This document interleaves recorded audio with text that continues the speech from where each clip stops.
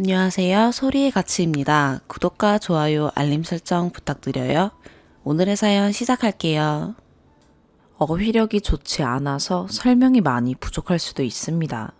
격한 감정으로 두서없이 말할 수도 있으니 이해해 주세요. 이야기가 다소 길고 지루할 것 같아요. 많이 답답하실 수도 있어요. 그리고 제 입장에서 쓴 글이기도 하니 남자 쪽이 많이 불리한 진술이 될 수도 있는 점도 먼저 말해드리고 싶네요. 욕은 제가 버틸 수가 없을 것 같으니 욕은 자제해주세요. 21살 여름부터 부족한 판단력과 부족한 참을성을 가진 저는 4살 차이가 나는 25살 남자와 연애를 시작하게 되었습니다.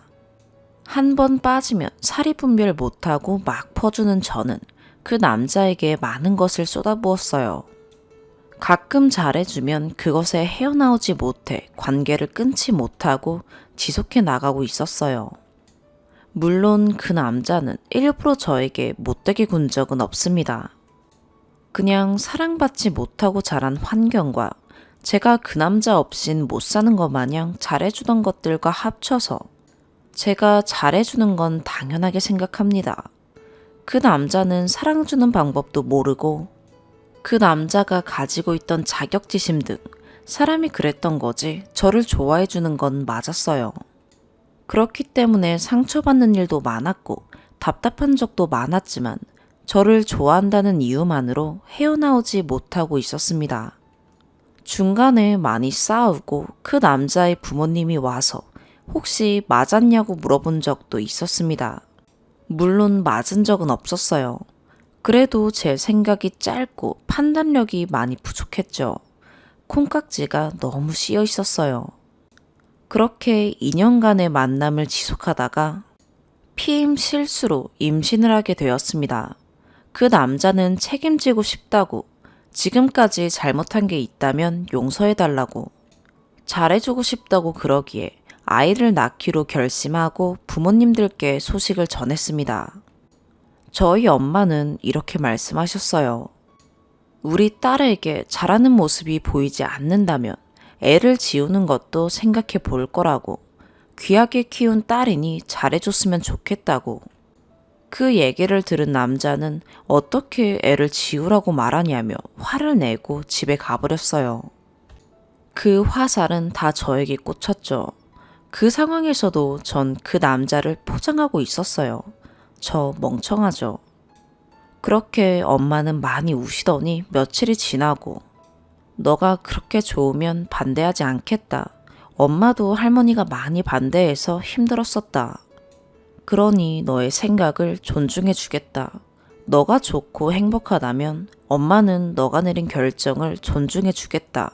라고 말씀하셨고 지금 당장 결혼 자금을 구할 수도 없으니 2천만 원을 대출해서 주겠다. 남자 쪽이랑 합쳐서 싼 전세라도 들어가서 차근차근 시작해라. 이제 너희들은 한 가정을 이루는 것이니 분가를 해야 하는 게 맞는 것 같다. 더 못해줘서 미안하다. 라고 하시며 허락해 주셨습니다. 그 후에 그 남자와 대화를 나눴습니다. 저는 그 남자에게 주는 선물 등 데이트 비용 등으로 인해 대출도 했던 상황이라서 그 돈을 대출금으로 갚는 게 좋을 것 같다. 그리고 오빠네 집에서 해주는 돈으로 월세를 살아야 할 것 같다. 라고 얘기를 했더니 그러자고 하더라고요. 그리고 며칠 후 그 남자가 말하더라고요. 집에 돈이 전혀 없다.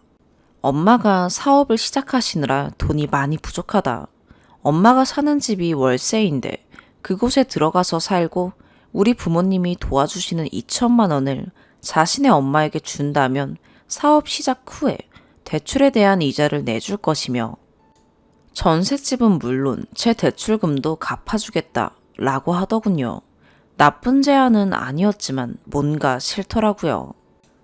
그래서 싫다고 했더니 그럼 어떡하냐는 식으로 나왔습니다. 자기도 결혼해야 하는데 돈은 없고 답답하다면서.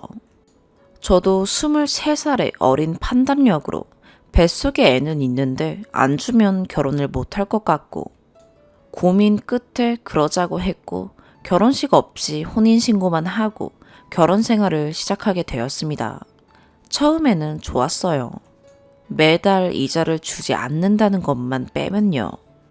그런데 시간이 갈수록 돈을 준 건 저인데 당당한 건 그 남자였습니다. 제가 다 그렇게 만든 상황이죠. 제가 멍청했으니까요. 만만하게 보이도록 행동했었고, 모든 걸 맞추려 하고, 이해하려고 하고, 참으려 하고, 제 자신은 점점 더 주관을 잃게 되더라고요. 그렇게 아이가 태어난 후에도 입원실에서 입원실 노트북으로 게임을 하던 그 남자. 그 남자는 변함이 없었고, 퇴원 후에 집에 와서도 퇴근 후에 방문을 닫고 술이나 마셨고, 전 물 한 컵 제대로 못 마시고 잠은커녕 소변도 제대로 볼 수가 없었어요. 저희 엄마가 해놓고 간 미역국으로 서서 몇 입 마시는 게 다였습니다. 아이 키워보신 분은 알 거예요.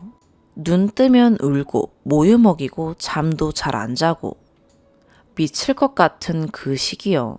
계속 우니까 목도 타고 눈치 보다가 물이라도 떠달라고 하면 그렇게 한숨을 쉬며 쳐다보던 그 눈빛이 잊혀지지를 않네요. 심지어 엄마가 해놓은 안 매운 반찬을 시가에서 다 먹고 갔습니다. 하루 종일 눈물만 흘리며 살기 싫다는 생각만 하며 지냈습니다. 대인기피증도 생기더라고요. 아이가 없었으면 이미 이 세상에 없었을지도 몰라요. 그래서 아이한테 집착도 생겼었어요. 애가 잘못되면 당장이라도 미쳐버릴 것 같았거든요. 절 살게 해주는 유일한 것이었으니까요. 매일을 싸운 것 같아요. 싸우기보단 제가 주눅 들고 눈치 보고 살았고 말다툼이라도 하면 전 눈물부터 나왔습니다. 그 남자는 아기가 자고 있는데 침대도 발로 차고 그러더라고요. 그 와중에 시어머니라는 사람은 돈도 안 주고 그게 어떤 돈인데. 그 이후에는 아이가 5개월 정도 되었을 때 원인 불명으로 병원을 다니게 되었어요. 목도 못 가누고 눈 마주침도 안 되고 그랬었는데 애를 처음 키우다 보니 심각성을 잘 몰랐습니다. 친정 쪽에 있는 병원으로 보내면서 아이의 주 보호자는 친정엄마가 되었고 저는 알바를 시작하게 되었어요. 대인기피증으로 일을 시작하는 것도 많이 두려웠는데 면접을 본 사장님께서 저를 채용해 주시면서 다른 사람들이랑 부딪히며 제 자신을 많이 찾아가고 있었어요. 물론 여전히 많이 싸웠고요. 폭력성 있는 모습이 많았는데 결국 손찌검도 당했네요. 연애 중에 그 남자 부모님이 맞았냐고 물었을 때 알아봤어야 하는데 임신 중에도 저를 밀쳐서 멍이 들었었고 그럴 때 알았어야 하는데 애기 침대를 발로 찰 때 알았어야 했는데 저 진짜 멍청합니다. 그러는 와중에 집주인에게 연락이 오면서 월세 안 내서 보증금이 다 까였다고 방을 빼야 한다고 하더라고요. 주인 아주머니께 상황 설명을 했더니 상황이 딱하니 제 이름으로 다시 계약을 하면 살게 해주겠다고 보증금 200만 원만 달라고 하시더라고요. 현실적인 조언도 해주셨고요. 남편이 보증금 못 구해오면 나갈 수도 있을 것 같다고 하니 이해해 주시더라고요. 전 이게 마지막 기회라고 생각하고 그 남자에게 말했어요. 보증금 구해와라. 네 엄마한테 말하던 어쩌던 무조건 구해와라. 결론은 뻔하죠. 못 구해왔습니다. 그래서 전 제 이름으로 추가 대출을 했고 방 하나 구해서 도망 나왔습니다. 3개월 동안 혼자 살면서 마음 정리 많이 했고 2천만 원에 대해서 고소를 해야겠고 이제 부모님께도 이 사실을 알려야겠다 생각하고 친정에 찾아가서 다 말했습니다. 부모님은 제 이야기를 듣고는 분개하셨지만 시어머니라는 사람도 지 아들 버리고 잠수 타버리기도 했고 착하게 살아야 자식에게 복이 온다며 고소는 참고 차용증 써서 매달 갚아나가는 걸로 결론을 지으셨습니다. 애는 그 남자가 돌보는 걸로 하고 그렇게 이혼 준비를 했습니다. 친정에 있던 아이의 짐들을 그 남자가 빼가며 저도 도왔습니다. 그 남자가 부모님이 없을 때 저한테 오더니 빌더라고요. 3개월 동안 많이 생각했고 후회하고 있다. 변할 수 있다면서요. 전 그 말을 듣고 소리를 지르고 난리쳤습니다. 내가 그렇게 만만해 보이냐? 왜 우리 부모님이 있을 때 찍소리도 못하더니 둘만 있으니 그 얘기를 하냐? 가만 안 두겠다며 소리를 질렀습니다. 그러니 그 남자가 하는 말이 회사 알아봤고 다음 주에 입사한다. 아이만 봐준다면 진짜 정말 잘하고 살 거다. 변한 거 못 느끼겠냐? 라고 하더라고요. 근데 제가 엄마잖아요. 아이 때문에 발목이 잡히더라고요. 이 남자는 굽히고 들어오는 남자도 아니긴 한데 이렇게까지 붙잡기도 하고 이 모습이 잠시뿐이면 어떡하나 싶기도 하고 그냥 내가 마음을 안 열고 이 남자는 나한테 잘하고 난 아이한테 잘하고 이렇게 살까? 내가 먼저냐 아이가 먼저냐 이 고민에 사로잡혀 있다가 결국 아이를 위한 삶을 선택하며 법적으로는 이혼했지만 같이 살게 되었어요. 친정엄마가 아이의 주 보호자일 때 각종 검사를 통해 아이의 상태를 알아내고 있었는데 뇌 손상이 있는 아이였고 평생 장애를 가지고 살아야 하는 상태라고 하더군요. 계속 병원을 다녀야 했어요. 평범한 아이도 아니라서 고민이 정말 많았습니다. 같이 살기로 결정이 난 후에 전 하루도 빠짐없이 병원 치료를 다녔고 병원에서 6시간 이상을 보내며 간호를 해왔습니다. 그 남자는 병원비 때문에 일을 더 열심히 해야 하는 상황이었고요. 서로 많이 힘든 시간을 보냈습니다. 저는 저대로, 그 남자는 그 남자대로 대출금 이자, 병원비, 월세만 해도 몇백이 나가는 상황이라서 밥도 제대로 못 먹고 허덕이며 살았습니다. 삶이 지치더군요. 물론 차용증 썼던 내용은 갚지도 못했고요. 삶이 고단하니 그 남자 탓도 많이 했고요. 너 때문에 내가 이 고생을 하며 산다. 2년에 한 번 정도는 니네 엄마 탓이다. 라는 말도 했고요. 대출금 이자랑 월세만 아니었어도 이 고생까지 안 한다. 그렇다고 네가 애 보는 걸 도와주기라도 하냐. 이런 말도 했습니다. 그래서 자격지심이 생겼을지도 모르겠습니다.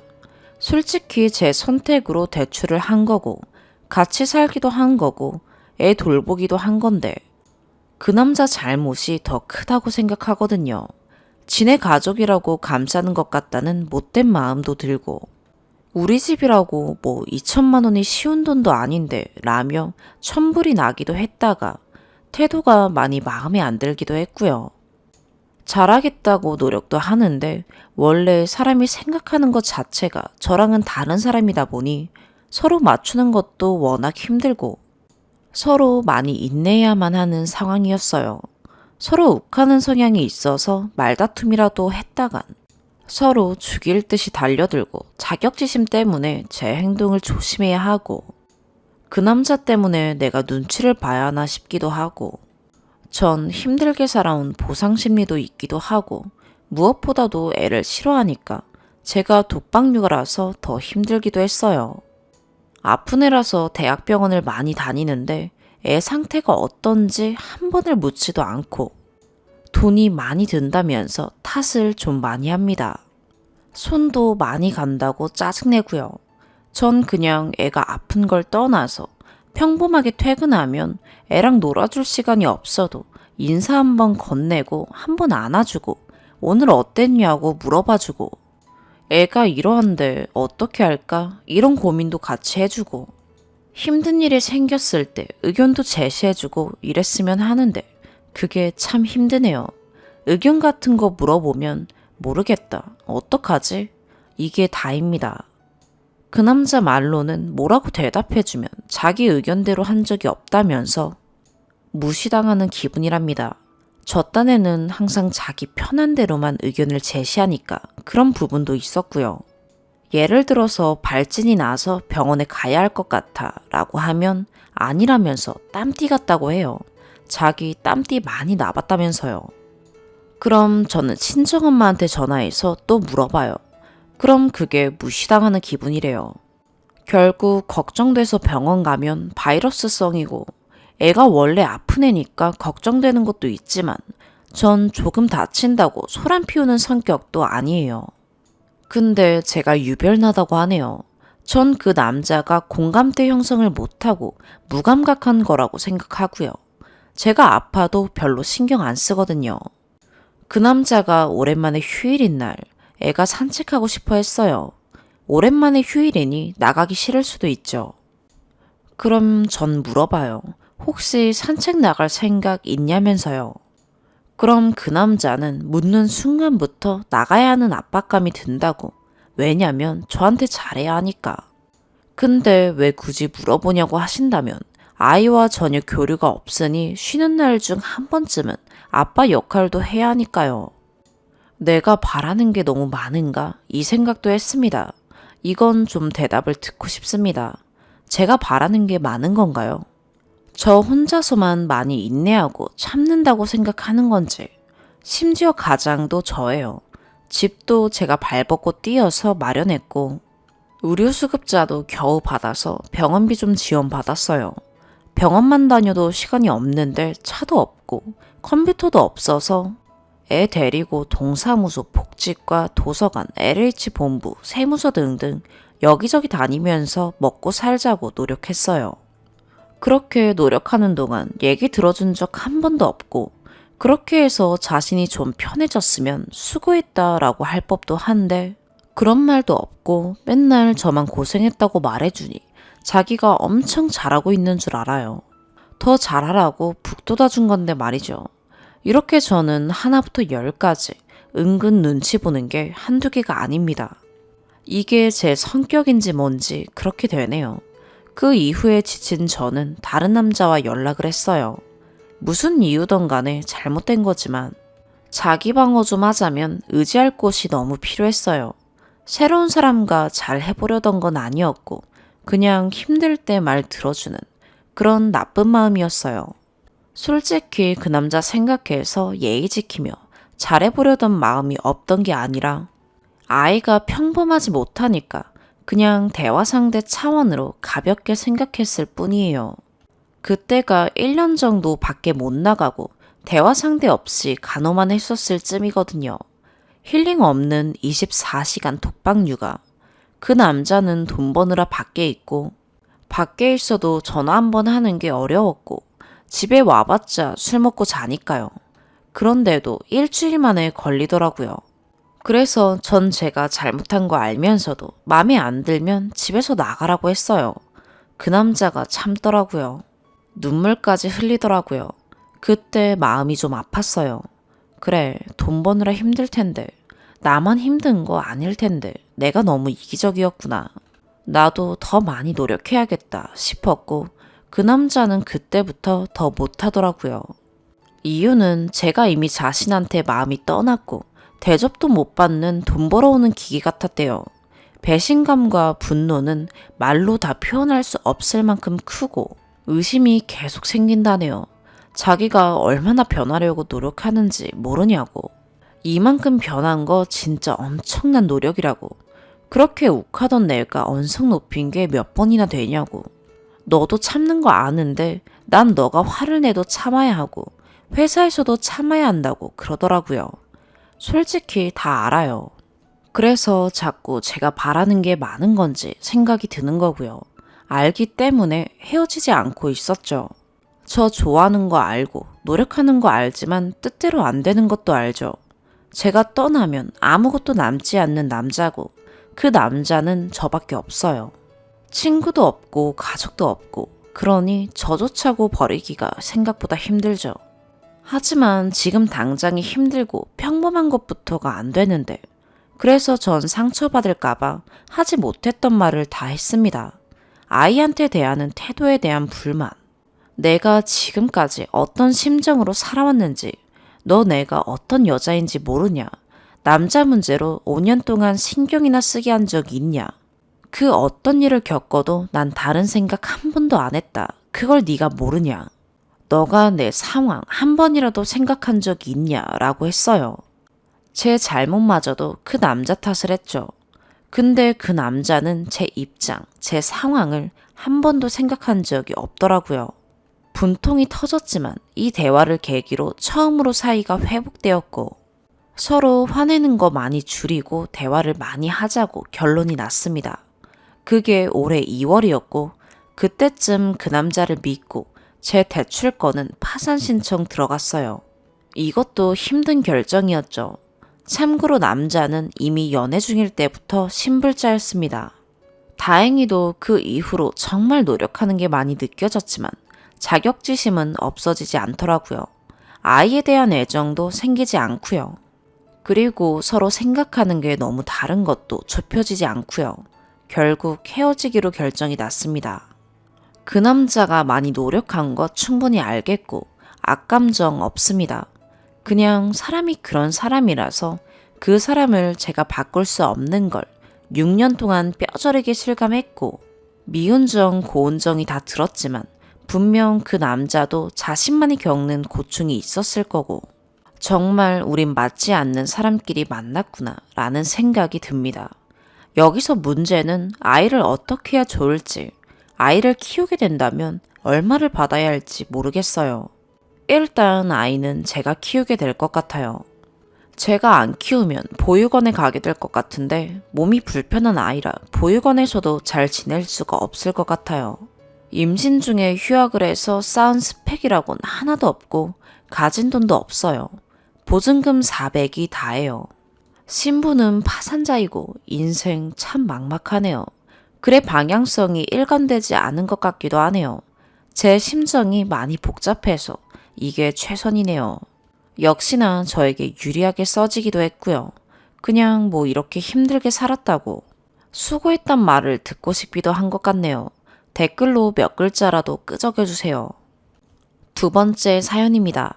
안녕하세요. 신우 자리에 앉은 지 약 6개월 되었네요. 판에서 보면 참 대한민국 신우이는 왜 그렇게 못됐는지 저도 보면서 반성하고 또 한답니다.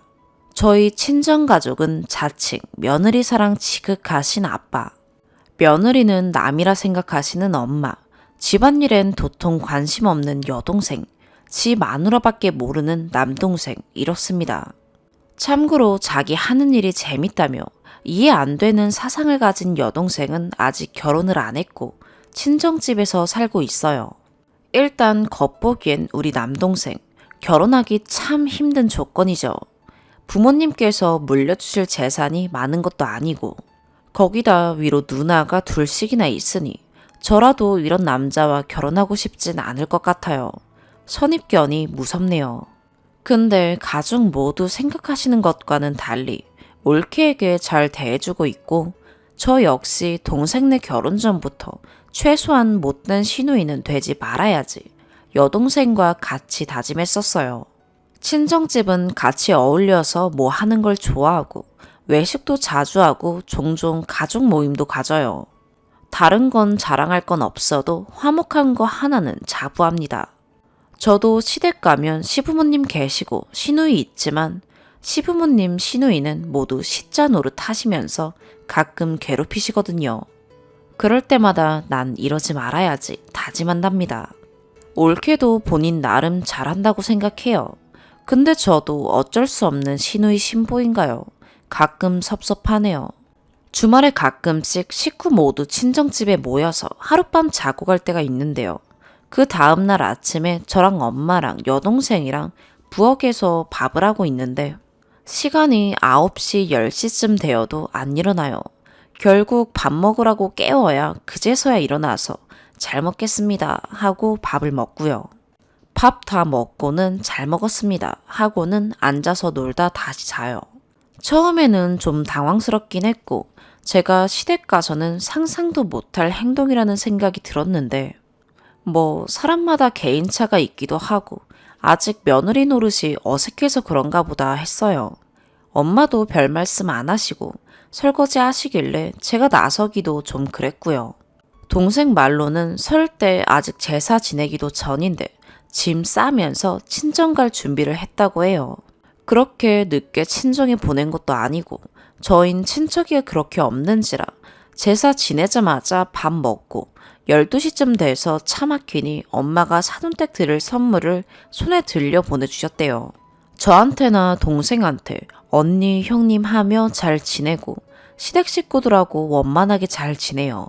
근데 저런 것들은 섭섭하네요. 이런 걸 느끼는 저도 어쩔 수 없는 신우라 그런가요? 남편이 처남댁은 맨날 시댁 와서 잠만 잔다고 농담 반으로 흉보기도 하고 그런데 제가 나서서 뭐라 하기는 좀 그렇겠죠. 시어머니도 가만히 계시는데 신우 주제에 나서기도 못한데 친정일엔 신경 끄고 지내야 하는 게 맞는 건지 어떻게 해야 하나요? 추가. 몇 가지 오해하는 부분들이 있어서 추각을 올립니다.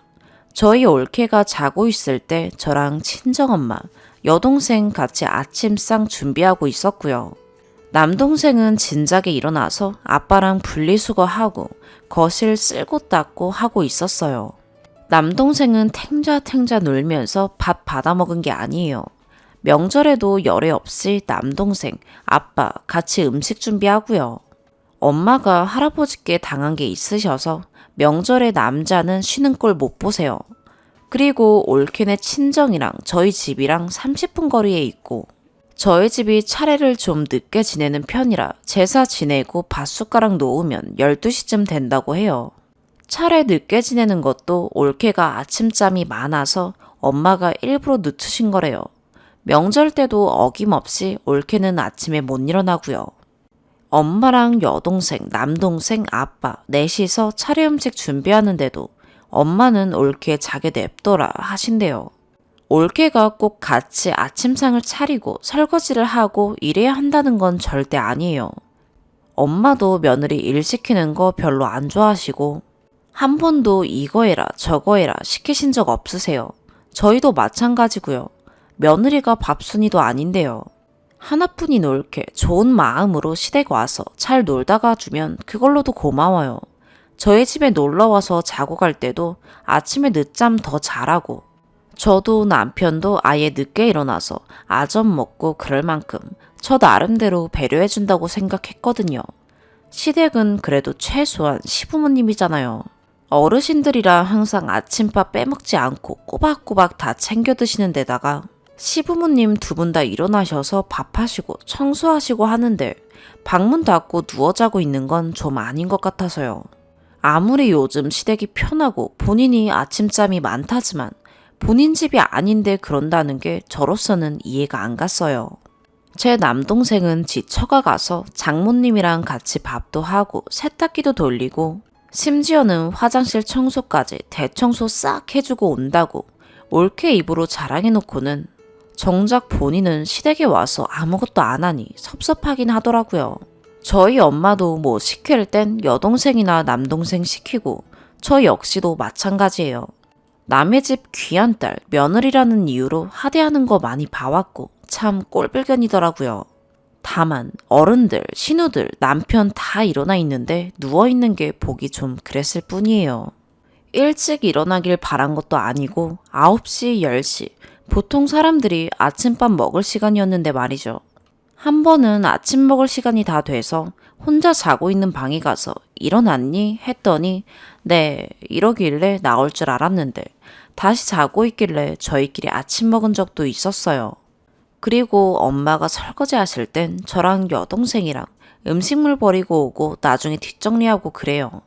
생각하시는 것만큼 저희는 신우라 노는데 며느리 잡으려고 그런 건 아니에요. 가족 모임도 많은 오해가 있으신데 매주 모이는 건 아니고요. 종종 모여서 좋은데 놀러도 가고 집에서 밥도 먹고 그래요. 또 올케가 싫어하나 라는 생각을 하기엔 저희가 모이고 싶어 모이는 것보다 올케가 모임을 주선할 때가 더 많아요. 여동생도 집안일에 관심이 없을 뿐 모임 때나 명절엔 꼬박꼬박 살림 돋는 건 해요. 시댁 식구들 모두 아침밥하고 일하는데 신우 혼자 안 하는 거, 그 부분은 저희 엄마도 뭐라 안 하시니까 이해는 하는데 다들 일어나 있을 때 본인은 아무것도 안 하더라도 최소한 일어나 주기만이라도 하면 좋을 텐데 매번 깨우는 것도 민망하고요. 어른들 밥 숟가락 앞에 놓고 며느리 일어나길 기다리게 하는 것만 안 했으면 좋겠어요. 특히 명절에는 저는 제 시댁에 가니까 직접 보지는 못했지만 할아버지나 작은 집 식구들까지 다 아침에 올라오시는데 그때도 자느라 인사도 못 드린다고 하니 좀 서운했던 거예요.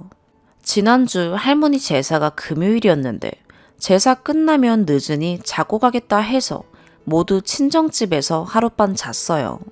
근데 토요일에 아빠는 출근하시거든요. 다들 다녀오세요 인사하는데 혼자 또 누워 자고 있으니 이건 아니다 싶어서 조언을 구한 거예요. 여동생 같으면 막대하겠는데 아무래도 올케다 보니 너무 어렵더라고요. 올케가 싹싹하고 착해서 처음에 너무 마음에 들었고 부모님께도 너무 잘하고 있어서 고마워요. 저도 오히려 동생보다 더 잘 챙겨줬어요. 용돈도 챙겨주고 반찬도 해서 경비실에 맡겨두고 가고요. 지금도 시댁 가서 아침에 못 일어나는 거 외엔 불만 없이 좋고요. 근데 저도 어쩔 수 없는 신우라 그게 신우짓 하는 거였군요. 반성하겠습니다. 그리고 댓글에 좀 더 자세하게 써달라고 하셨는데요. 신우는 어린이집 교사 생활하고 있고요. 남동생이 신우를 못 깨웠다기보단 저랑 남동생이랑 번갈아 가면서 깨워서 제가 깨울 때도 있고 남동생이 깨울 때도 있고요. 대부분 엄마가 그냥 더 자기 냅둬라 하셔서 밥 다 차리기 전까진 안 깨워요. 가족 모임 때도 저녁까지 본인이 나서서 야식 먹어요, 고스톱 쳐요, 게임해요 하는데 일찍 잠자리에 드나 늦게 드나 똑같이 못 일어나더라고요. 본인 집에서도 똑같이 그런다니 원래부터가 아침잠이 많은 것 같네요. 오늘의 사연 여기까지입니다. 구독과 좋아요, 알림 설정 부탁드려요. 시청해주셔서 감사합니다.